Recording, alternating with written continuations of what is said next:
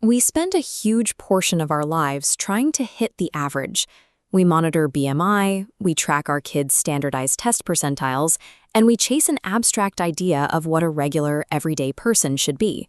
But the idea of a normal human being is a surprisingly recent invention. The word didn't enter the English language to describe a standard type of person until 1840. Before that, normal was strictly a geometry term. It meant perpendicular, derived from the Latin word for a norm, the T-square used by carpenters to ensure an angle was exactly 90 degrees.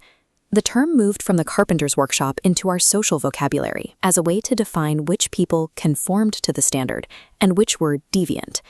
Before mathematicians invented the norm, ancient societies categorized human bodies using a different standard, the ideal.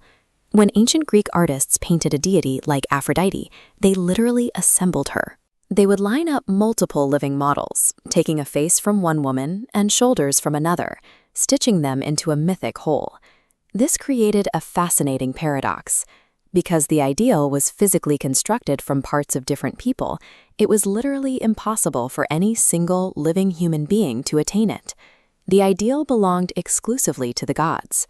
Since no one expected a real person to match, society placed no oppressive demand on the population to conform to a specific physical standard. That forgiveness disappeared in the 19th century. Industrialization required millions of interchangeable workers to operate millions of interchangeable machines, and states needed a way to measure and manage these massive, dense populations.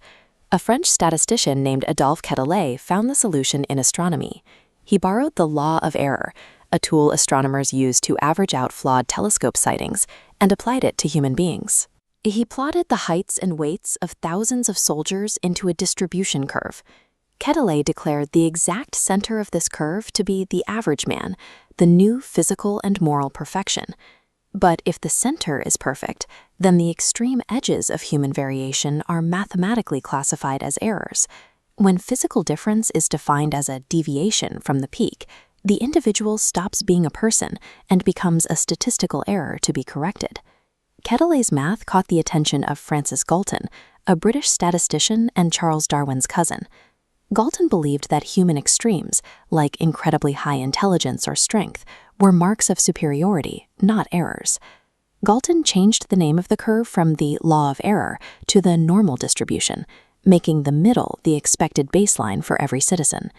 Looking at this revised diagram, you can see how Galton sliced the curve into ranked sections called quartiles.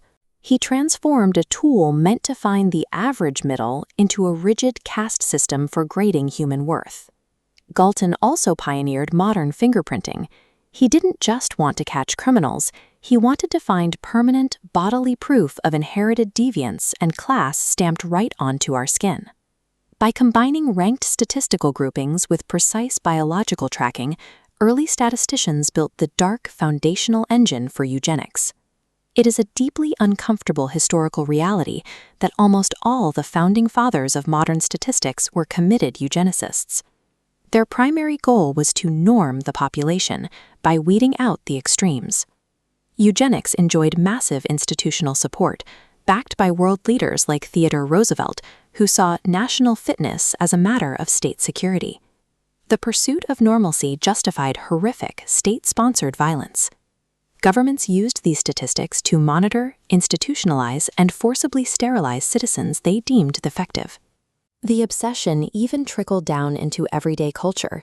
State fairs hosted Fitter Families contests, awarding medals to parents who produced children closest to the statistical ideal.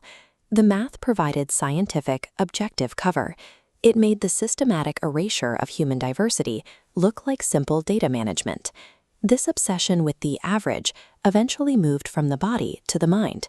Early psychologists like Sigmund Freud began defining mental health through the lens of normal versus pathological development. The perfectly normal body you measure yourself against, the physical standard you stress over, does not exist in nature. It is a ghost built by 19th century mathematicians. Once we recognize normalcy as an invented, oppressive tool rather than a biological reality, we can stop trying to fit the data and finally dismantle the tyranny of the curve.